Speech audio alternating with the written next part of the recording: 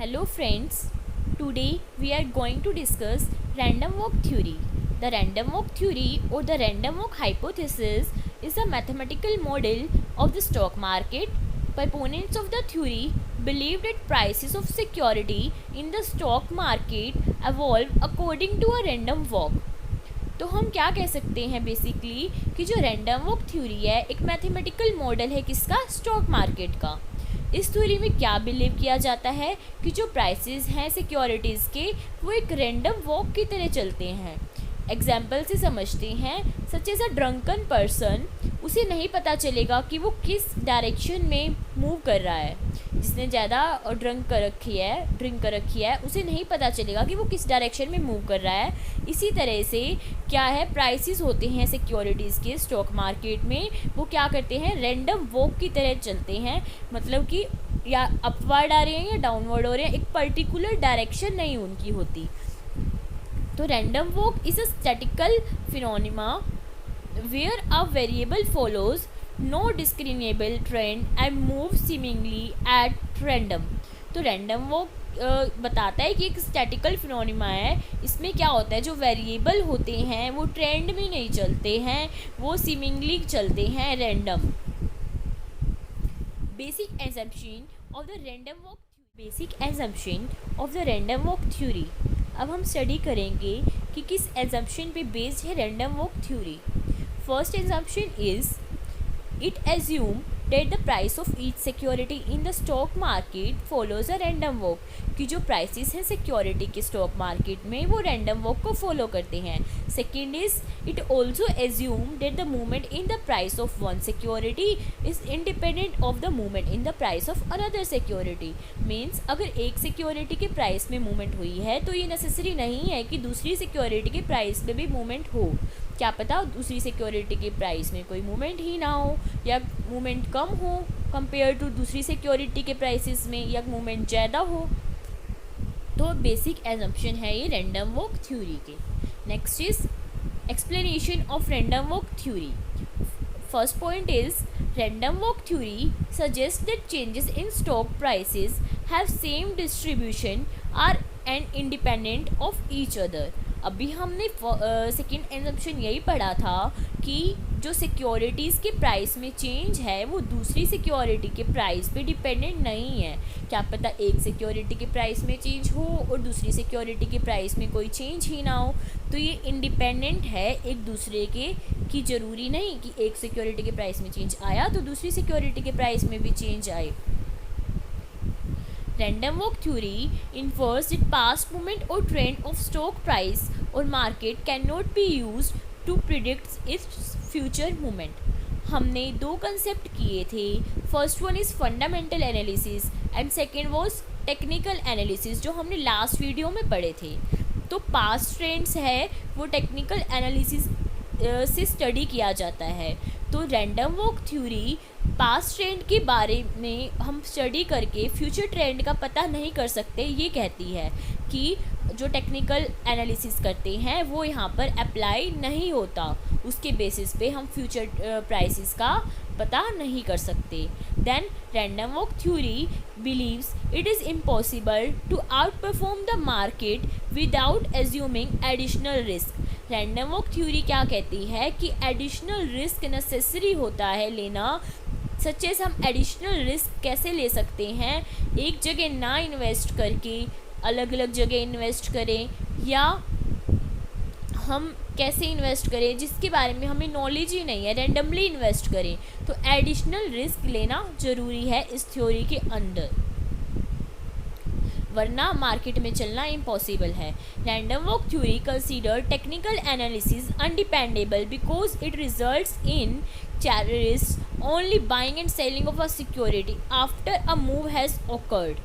इसमें क्या है, मैंने पहले भी बताया कि जो टेक्निकल एनालिसिस है उसको फॉलो नहीं किया जाता, क्योंकि बाइंग और सेलिंग जब सिक्योरिटी की हो जाती है उसके बाद ही मूवमेंट दिखाई जाती है शेयर के प्राइसेस में, उससे पहले कुछ मूवमेंट नहीं दिखाई जाती। Random walk theory consider fundamental analysis undependable due to often poor quality of information collected and it's available to be misinterpreted। अब मैंने बताया था कि फंडामेंटल एनालिसिस क्या होता है, कि जब हमें एक्चुअल प्राइस और इंट्रिंसिक वैल्यू को कंपेयर करने का मौका मिलता है, हम फंडामेंटल एनालिसिस से क्या निकालते हैं, इंट्रिंसिक वैल्यू कैलकुलेट करते हैं, देन उसे प्रेजेंट प्राइस से कंपेयर किया जाता है, then buy and sell decision लिया जाता है। तो ये इन्फॉर्मेशन कलेक्ट करना, फंडामेंटल एनालिसिस में पूरी इन डेप्थ इन्फॉर्मेशन कलेक्ट की जाती है किसी भी कंपनी के बारे में। तो ये इन्फॉर्मेशन कलेक्ट करना बहुत हार्ड टास्क होता है, और जब इन्फॉर्मेशन कलेक्ट भी हो जाती है तो वो मैनिपुलेटेड इन्फॉर्मेशन कलेक्ट होती है और वो पुअर क्वालिटी की इन्फॉर्मेशन कलेक्ट होती है। तो यहाँ पे फंडामेंटल एनालिसिस भी फिट नहीं बैठता। तो इस पूरी स्लाइड में हमने क्या स्टडी किया है, यही स्टडी किया है कि टेक्निकल एनालिसिस भी फिट नहीं बैठता रैंडम वॉक थ्योरी में, क्योंकि जो पास्ट ट्रेंड है वो फ्यूचर ट्रेंड के बारे में नहीं बताते। इस थ्योरी में यही बिलीव किया गया है, वो रैंडमली वॉक करते हैं प्राइसेस। सेकंड, फंडामेंटल एनालिसिस भी यहाँ पे फिट नहीं बैठता। क्यों नहीं बैठता? क्योंकि पुअर क्वालिटी की इन्फॉर्मेशन कलेक्ट की जाती है, और जो इन्फॉर्मेशन कलेक्ट की जाती है उसे मैनिपुलेट कर दिया जाता है, मिस इंटरप्रेट कर दिया जाता है। Now we will study about the random theory in action, which was occurred as a practical example in 1988 year, when Wall Street Journal sought to test Michael theory by creating the annual Wall Street Journal data board contest. जो Michael theory है वो क्या कहते हैं professor Burton Michael कहते हैं कि जो फाइनेंशियल मार्केट के पेपर्स का अगर हम बंडल बनाएं और उसको थ्रो करें, जो थ्रो करने वाला पर्सन है वो कौन है? ब्लाइंड मंकी है, उसे दिखता नहीं है, तो वो भी क्या कर सकता है? एनालिसिस कर सकता है मार्केट का। तो बेसिकली यही कह रहे हैं प्रोफेसर कि जिसको नॉलेज नहीं है मार्केट के बारे में वो भी एनालिसिस कर सकता है, चाहे वो ब्लाइंड है। यहाँ पे पर्सन को मंकी एज्यूम किया गया है, वो भी एनालिसिस कर रहा है मार्केट का। तो जब ये बात सामने आई तो वॉल स्ट्रीट के एक्सपर्ट वो भड़क गए। वो कहते हैं ऐसे कैसे कह रहे हैं, कंपटीशन रख लेते हैं। तो वॉल स्ट्रीट जर्नल ने कंपटीशन रख लिया कि रैंडम वॉक थ्योरी ठीक भी है या नहीं, कि जो प्रोफेसर माइकल कह रहे हैं कि कोई ब्लाइंड मंकी भी एनालिसिस कर सकता है मार्केट का। तो इस बात को प्रूव करने के लिए एक कंपटीशन ऑर्गेनाइज किया गया। तो जो टीम बनाई गई वो 2 पार्ट्स में डिवाइड कर ली गई। One side experts of Wall Street and other side workers of Wall Street as 2 teams. So 100 round competition was organised. तो एक तरफ तो क्या होते हैं, एक्सपर्ट्स हैं अब वॉल स्ट्रीट के, और दूसरी तरफ क्या है? वर्कर्स हैं वॉल स्ट्रीट के। जो एक्सपर्ट हैं वो एनालिसिस कर सकते हैं मार्केट के बारे में, उन्हें पूरी नॉलेज है, और जो वर्कर्स हैं वो कॉमन पीपल हैं, उन्हें कोई नॉलेज नहीं है। तो 100 राउंड इसमें बनाए गए। तो रिज़ल्ट क्या आया कि जो 39 राउंड है वो कौन जीतते हैं? नॉर्मल वर्कर जीतते हैं। वो करेक्ट एनालिसिस करते हैं मार्केट का 39 राउंड में, और जो एक्सपर्ट हैं वो 61 राउंड में मार्केट का डायरेक्ट एनालिसिस करते हैं। तो प्रूफ हो गया ये तो कि एक्सपर्ट करेक्ट एनालिसिस करते हैं, क्योंकि 61 राउंड में एक्सपर्ट जीत गए अब। लेकिन प्रोफेसर बर्टन से पूछा गया कि आपकी थ्योरी तो गलत प्रूव हो गई कि एक्सपर्ट ही सही डिसीज़न देते हैं, सही एनालिसिस करते हैं। जो वर्कर हैं, नॉर्मल पीपल हैं, जो एक्सपर्ट नहीं हैं, वो तो सिर्फ 39 राउंड में जीते हैं, और जो एक्सपर्ट हैं वो 61 राउंड में जीते हैं। इसका मतलब एक्सपर्ट सही डिसीज़न लेते हैं। तो प्रोफेसर बर्टन कहते हैं कि थ्योरी गलत नहीं है, उन्होंने कहा कि ये सिर्फ एक पब्लिक सिटी स्टंट है। जब भी कोई एनालिसिस करता है तो सब उस एनालिसिस को ठीक मानकर उसमें इन्वेस्ट करने की सोचते हैं, जिसके कारण वो स्टॉक एनालिसिस के अकॉर्डिंग बिहेव करते हैं। सच एज हम अपनी क्लास में अब कोई डिसीज़न लेते हैं, एक टीचर ने कुछ भी पूछा कि ये क्वेश्चन किसको नहीं आता, तो एक स्टूडेंट हैंड रेज करता है, उसे देखकर दूसरे भी करने लगते हैं साथ में। इसी तरह से मार्केट में बिहेव करते हैं जो इन्वेस्टर्स होते हैं, कि जो टेक्निकल एनालिस्ट ने बोल दिया उसी के अकॉर्डिंग वो बिहेव करने लगते हैं। बट फॉर शॉर्ट टाइम के लिए ही वो ऐसे बिहेव करते हैं, लॉन्ग टाइम में वो अपने डिसीजंस लेने लगते हैं। अगर पब्लिसिटी स्टंट हटा दिया जाए तो दोनों एक्सपर्ट और वर्कर इक्वल रिजल्ट देंगे, ऐसा किसका कहना था? प्रोफेसर माइकल की थ्योरी का कहना था। तो उनसे अब सॉल्यूशन पूछा जाता है कि सॉल्यूशन बताओ कि अब हम पैसे लगाएं या ना लगाएं। तो उन्होंने कहा कि पैसे इस तरह से लगाओ कि तुम अपने पोर्टफोलियो को डाइवर्सिफाई करो, टुकड़ों में बांट दो। एनालिसिस की कोई ज़रूरत नहीं है, सिर्फ तुम अपना रिस्क मैनेज करो, अलग अलग जगह पैसा इन्वेस्ट करो, अलग अलग कंट्री में इन्वेस्ट करो जहाँ पे रिच नेचुरल रिसोर्सेज हो, ऑयल माइंस हो, वहाँ पर इन्वेस्ट करो।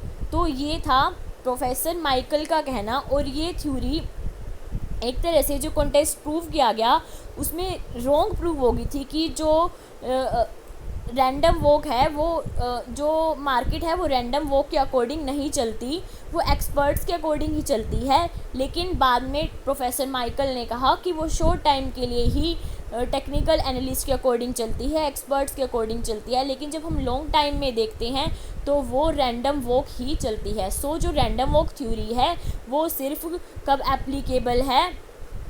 लॉन्ग टर्म में एप्लीकेबल है, शॉर्ट टर्म में रैंडम वॉक थ्योरी एप्लीकेबल नहीं है। तो ये था प्रैक्टिकल एग्जाम्पल जो ईयर 1988 में एक कॉन्टेस्ट ऑर्गेनाइज करा के प्रूव किया गया था। सो अब हम इन पिक्चर से स्टडी करते हैं। सबसे पहले हमने क्या किया था कि एक ब्लाइंड मंकी को स्टॉक मार्केट के पेपर्स दिए थे और प्रोफेसर माइकल का कहना था कि वो भी अगर स्टॉक मार्केट के पेपर्स थ्रो करे तो वो अच्छे से स्टडी कर सकता है, एनालिसिस कर सकता है मार्केट का। उसके बाद इस बात को प्रूव करने के लिए कंपटीशन करवाया गया। कंपटीशन में 2 टीम्स डिवाइड की गई, जैसे 2 पर्सन दिखाए गए हैं चेस खेलते हुए। 2 टीम डिवाइड की, एक एक्सपर्ट की टीम थी, एक वर्कर की टीम थी, जिसका रिज़ल्ट क्या आया था 61 में तो एक्सपर्ट्स का डिसीजन ठीक था 61 सिक्योरिटीज़ में, and in 39 worker decision was correct. तो ये प्रूफ हो गया था कि जो टेक्निकल एनालिस्ट होते हैं, एक्सपर्ट्स होते हैं, उनका डिसीज़न ठीक होता है, वो एक्सपर्ट होते हैं इन्वेस्टमेंट को एनालिसिस करने में। तो उसके बाद प्रोफेसर बर्टन से इस इमेज में पूछा जाता है, जो ये पर्सन दिखाया गया है ग्राफ चार्ट लेके, तो ये कहते हैं कि ये theory, random theory long time में एप्लीकेबल है कि लॉन्ग टाइम में जो इन्वेस्टर्स है वो रैंडम बिहेव करते हैं, शॉर्ट टाइम में वो एक्सपर्ट्स के अकॉर्डिंग बिहेव करते हैं क्योंकि मार्केट उसी फेज़ में चल रही होती है। तो लास्ट में उन्होंने क्या सॉल्यूशन बताया इसका, जो ये डाइवर्सिफाई फंड दिखाया गया है, पोर्टफोलियो दिखाया गया है कि जो ये पोर्टली दिखाई गई है कि अपने पैसे को अलग अलग जगह इन्वेस्ट करो, डाइवर्सिफाई करो, अलग अलग कंट्री में इन्वेस्ट करो जहाँ पे रिच नेचुरल रिसोर्सेज अवेलेबल हों। तो ये थी random walk theory in action. Criticism of random walk theory. अब क्रिटिसिज्म क्या है?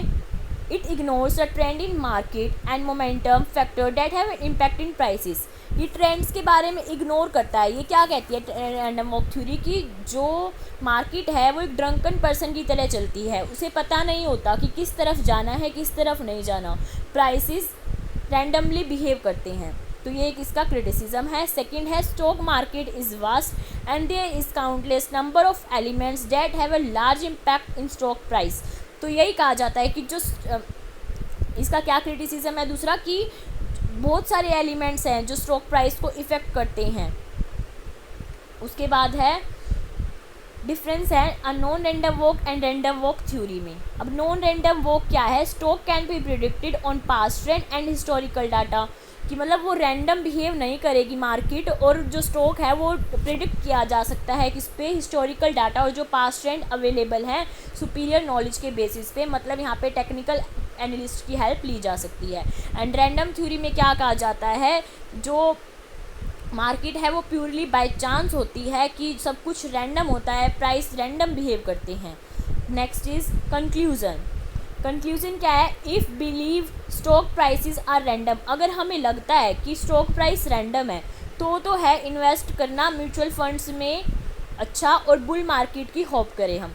अगर हमें लगता है कि if believe in trends predictable market and non random पे भी बिलीव करते हैं हम कि मतलब स्टॉक को हम स्टॉक में ट्रेडिंग की जा सकती है हिस्टोरिकल डाटा के बेसिस पे, तो हमें क्या करना चाहिए, फंडामेंटल एनालिसिस का यूज़ करना चाहिए, टेक्निकल एनालिसिस का यूज़ करना चाहिए। लेकिन अगर हम रैंडमली बिहेव करना चाहते हैं तो हमें सुटेबल म्यूचुअल फंड्स में बिहेव करना चाहिए और बुल मार्केट कंडीशन का वेट करना चाहिए। So this is all about the random theory. Thank you.